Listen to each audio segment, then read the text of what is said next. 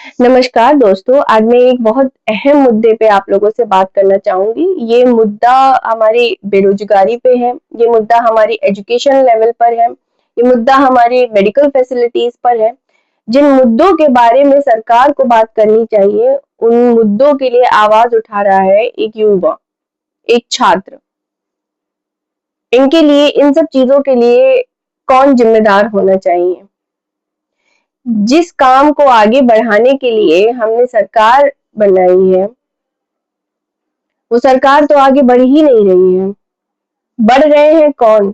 जो कॉलेजेस में, यूनिवर्सिटी में पढ़ने वाले छात्र, जो बेरोजगार हैं, जिन्हें कॉकरोच बोला जा रहा है, वो सब।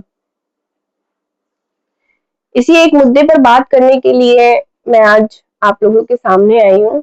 जिस तरीके से मुझे लगता है कि जिस तरीके से जितने भी छात्र हैं या बेरोजगार जो भी बच्चे हैं, अपनी अपनी समस्याओं को लेके सड़कों पे उतर रहे हैं, मुझे भी लगता है कि अगर हम सड़कों पे नहीं उतर सकते हैं तो हम अपने घर बैठकर भी उन लोगों का साथ दे सकते हैं। एटलीस्ट हम लोग सपोर्ट कर सकते हैं।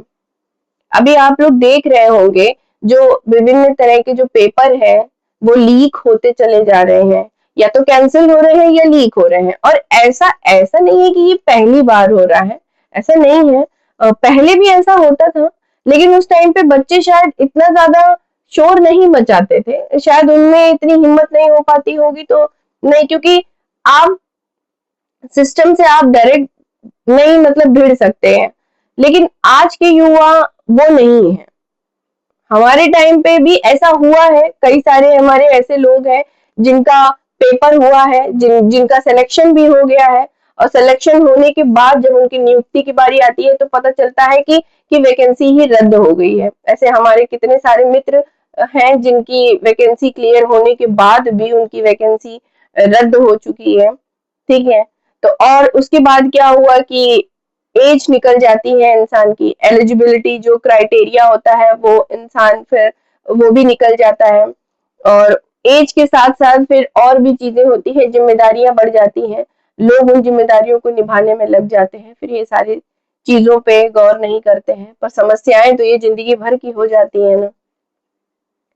मैं उन्हीं सब छात्रों की बात करना चाहूंगी कि अभी आप देख रहे होंगे अलग अलग यूनिवर्सिटी या कॉलेज के जो छात्र हैं, जो बच्चे हैं, जो बेरोजगार, जो करके जो कॉलेज करके जो निकल चुके हैं, वो भी बेरोजगार जो अपने हक के लिए जो सालों साल तैयारी कर रहे हैं, कम से कम 5-5 6-6 साल तैयारी करते हैं, उनका आधे से ज्यादा टाइम तो इंसान का उसी में ही निकल जाता है, 5-5 6-6 साल तैयारी करने में ही निकल जाता है।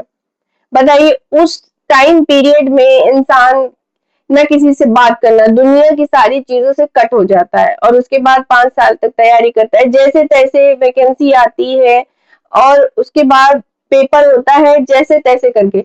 या तो पेपर लीक हो जाता है, या तो वैकेंसी जो जहां हम लोग की नियुक्ति की बात आती है वो रद्द हो जाती है, वो सीधे हाई कोर्ट, सुप्रीम कोर्ट और इन सब में चली जाती है। ये कब तक ये समस्याएं होती रहेंगी, मुझे ये नहीं समझ में आता। गवर्नमेंट कर क्या रही है, क्या कर रही है ऐसा गवर्नमेंट कि बच्चों को उतरना पड़ रहा है सड़कों पे, लाठियां खा रहे हैं बच्चे।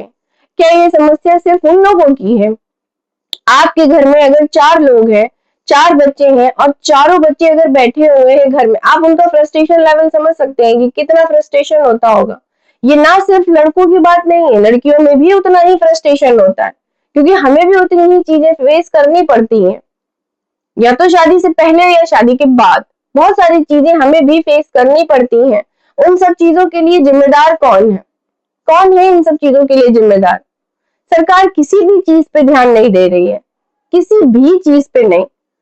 समझ में ये नहीं आता है कि इसका दोषी किसको ठहराया जाए, कौन होगा जो जिसको इसका दोषी ठहराया जाए। सरकार, अगर हम एक सरकार को हटा के, एक नेता को हटा के दूसरा नेता जैसे तैसे करके हम लोग बैठाते हैं, लेकिन उसके साथ भी फिर वही होता है। 5 साल तक तो चीजें सही चलती है, और उसके बाद भ्रष्टाचार शुरू हो जाता है। कब तक चलता रहेगा ये? कब तक चलता रहेगा? कब तक चलता रहेगा?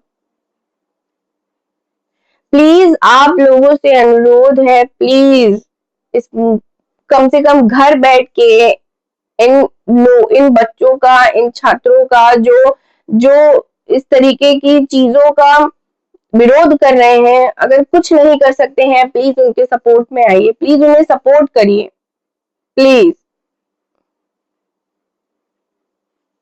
Thank you.